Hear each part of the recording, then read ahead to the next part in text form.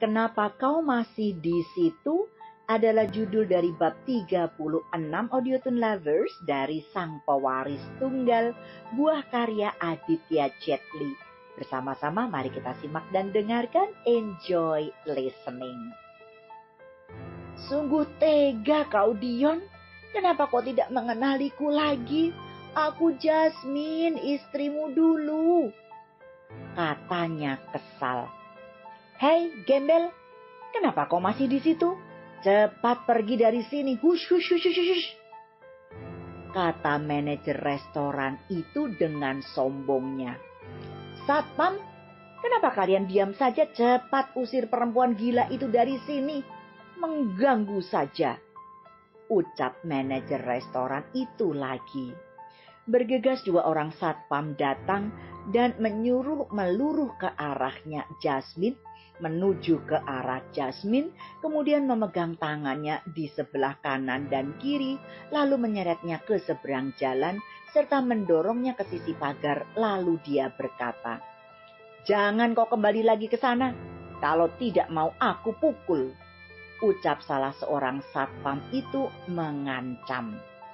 Benar-benar sial nasibku hari ini. Dasar Brian brengsek. Lelaki tidak bertanggung jawab. Awas kalau aku bertemu denganmu. Akan ku cakar-cakar wajahmu yang sombong itu, kata hati Jasmine geram. Kemana tujuanku lagi?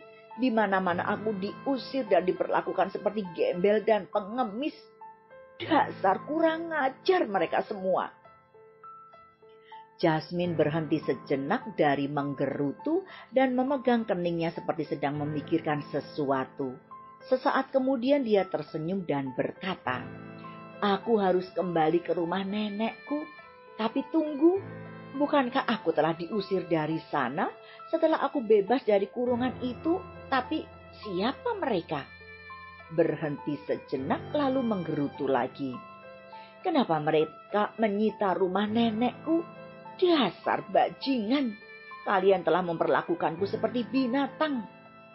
Hening setelah dia selesai mengucapkan makian itu, hidungnya seperti membaui sesuatu. Aku harus mandi, iya mandi. Badanku sudah mulai bau dan wajahku sudah tidak cantik lagi. Tapi di mana aku harus mandi? Tidak ada tempat gratis di kota ini. Gerutunya kesal. Sepintas kalau dilihat kondisi Jasmine memang benar-benar seperti gembel dan pengemis gila lagi. Sepanjang jalan yang dilaluinya dia terus menggerutu kesal sambil berkata-kata tidak jelas. Jasmine terus-menerus menggerutu di jalanan yang dilewatinya karena kesal dan malu. Dia berjalan sambil menundukkan kepalanya hingga tanpa sengaja dia menabrak seseorang yang sedang berjalan berlainan arah dengannya. Bruk! Tubuh Jasmine terjatuh ke aspal, sedangkan tubuh lawannya hanya terdorong mundur sedikit ke belakang. "Hei, apakah kau buta? Kenapa kau berjalan tidak menggunakan mata? Dan apakah kau tidak melihatku?" Teriaknya marah sambil berusaha berdiri dan mengibas-ngibaskan kedua tangannya ke pakaian yang dikenakannya, sementara rambutnya masih menutupi wajahnya. "Maaf Nona, bukannya aku yang menabrak Nona, tapi Nona sendirilah yang menabrakku. Kenapa juga Nona berjalan sambil menundukkan kepala seperti itu?" Jawab wanita cantik yang sedang berdiri di depannya membela diri. "Kurang ajar kau." Ucapan Jasmine terhenti ketika melihat wajah seseorang yang ada di depannya. Wanita itu yang ditabrak tadi juga mengenalinya. "Nona Jasmine, kenapa kau di sini dan kenapa?" Kalimatnya terhenti ketika perkataannya dipotong oleh Jasmine. "Cukup, jangan lagi bertanya." Hardiknya marah, tapi wanita itu tidak peduli dan terus saja bertanya. "Nona, apakah Anda sudah tidak mengenaliku lagi? Aku sangat kenal denganmu, wanita sok suci dan sok bersih ketika bekerja di kantorku. Bukankah itu kau? Sekarang pergi. Aku sedang tidak ingin melihat wajah sok alimmu itu." Ucap Jasmine kesal, tapi dasar wanita lembut hati, ucapan yang kasar itu tidak dipedulikannya. Dia terus mencecar Jasmine dengan pertanyaan yang membuat Jasmine tersudut. Nona, apa yang sebenarnya terjadi? Kenapa keadaan Nona jadi seperti ini? Ucapnya sedih. Ini bukan urusanmu, pergi. Tapi Nona, apakah kau tuli atau buta? Aku bukan lagi nonamu dan bukan lagi atasanmu, mengerti? Ucap Jasmine sambil mendorong tubuh wanita yang ditabraknya tadi. Wanita yang didorong tersebut tidak marah, malah dia mengajukan pertanyaan lagi. Apa yang sebenarnya terjadi pada Nona? Mungkin aku bisa menolongnya. Ucap sosok gadis itu lembut. Itu bukan urusanmu dan aku tidak akan mau bercerita padamu. Sekarang pergilah sebelum ku cakar wajah jelekmu itu. Ancam Jasmine sudah semakin kesal. Kukira setelah ku pecat dulu, apakah kau sekarang telah menjadi gelandangan sepertiku? Sampai saat ini aku memang belum mendapatkan pekerjaan, tapi uang tabunganku masih cukup untuk membiayai hidupku sehari-hari. Jawabnya tenang. Hebat juga kau ya. Sini, berikan uangmu padaku. Aku ingin membeli baju dan menginap di hotel. Cepat. Desak Jasmine tak tahu diri. Tidak bisa seperti itu, Nona. Kau jelaskan dulu kenapa kondisimu jadi seperti ini. Ucapnya sedikit kasar karena sudah mulai terpancing emosi. Ini semua gara-gara Dion keparat itu. Berani-beraninya dia mengacuhkanku tadi dan berlagak tidak kenal denganku. Apa maksud Nona? Tanya wanita itu penasaran ketika nama Dion sahabat terbaiknya disebut dan dimaki-maki oleh Jasmine. Tapi sayang, bukan jawaban yang didapat, malah bentakan dan desakan untuk segera menyerahkan uang yang didengarnya. Sudah diam, jangan bertanya lagi, aku muak melihat wajahmu. Cepat, berikan uangmu, kalau tidak aku pukul wajahmu yang jelek itu. Lagi-lagi dia menghina wanita bawahannya dulu dengan kata-kata kotor dan menyudutkan.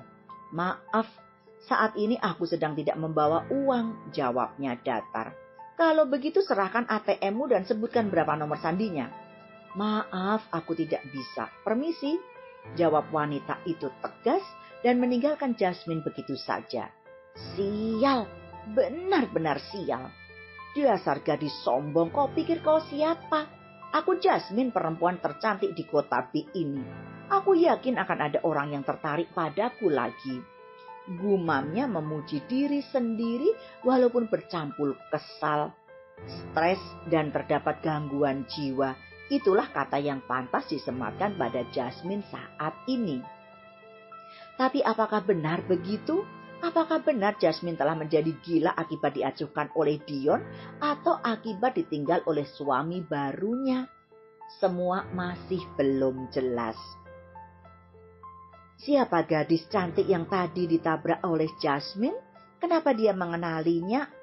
Oh, ternyata wanita itu adalah bekas bawahannya ketika bekerja di perusahaan Birawa Group dulu. Emily atau Emmy, itulah nama gadis tersebut. Dia dulunya adalah bawahan Jasmine, tetapi karena kejujurannya dia dipecat dan diusir dari tempat dia bekerja. Selama beberapa hari ini dia terus berusaha untuk mencari pekerjaan, tapi tak satu pun perusahaan yang dia datangi mau menerimanya untuk bekerja di perusahaan tersebut. Malam itu kebetulan dia sedang senggang dan suntuk berada di rumah, maka dia memutuskan keluar dari rumah kontrakannya untuk sekedar menikmati indahnya malam di kota B tersebut. Saat dia sedang berjalan sendirian, saat itulah tanpa sengaja dia ditabrak oleh seseorang yang dia kenal, yaitu Jasmine. Bos, lihat, ada wanita cantik yang sedang berjalan sendirian di sana. Walaupun pakaiannya sedikit kotor, tapi wajahnya cukup cantik, bos. Apakah bos mau? Kalau mau, aku akan menangkapnya dan membawakannya untuk bos. Jangan gila kamu. Apa kau tak tahu bahwa wanita itu gembel, kotor, busuk, dan gila? Apakah perempuan seperti itu yang mau kau serahkan padaku? Dasar bodoh. Tapi bos, wanita itu tidak benar-benar gila. Cuman pakaiannya saja yang kotor. Walau rambutnya terlihat acak-acakan, tapi tetap terlihat cantik. Mungkin dia tadi barusan bertengkar dengan pasangannya, sehingga dia lari dan berjalan sendirian di jalanan sepi seperti itu. Bella, anak buah bos tersebut, tetap ngotot. Kalau begitu boleh juga. Sekarang kau cepat pergi tangkap perempuan itu dan masukkan ke dalam mobil cepat. Siap bos, jawab mereka serempak. Halo Nona, kenapa jalan sendirian di jalanan yang sepi ini? Kalau Nona tidak punya teman, lebih baik ikut bersama kami. Kami jamin Nona akan merasa puas. Ucap salah seorang berandalan yang tadi mendapat perintah dari bosnya. Cuy! Eti Sulistyowati akan segera kembali Audiotune Lovers untuk membacakan bab berikutnya. Seperti biasa, please wait for me to be continued.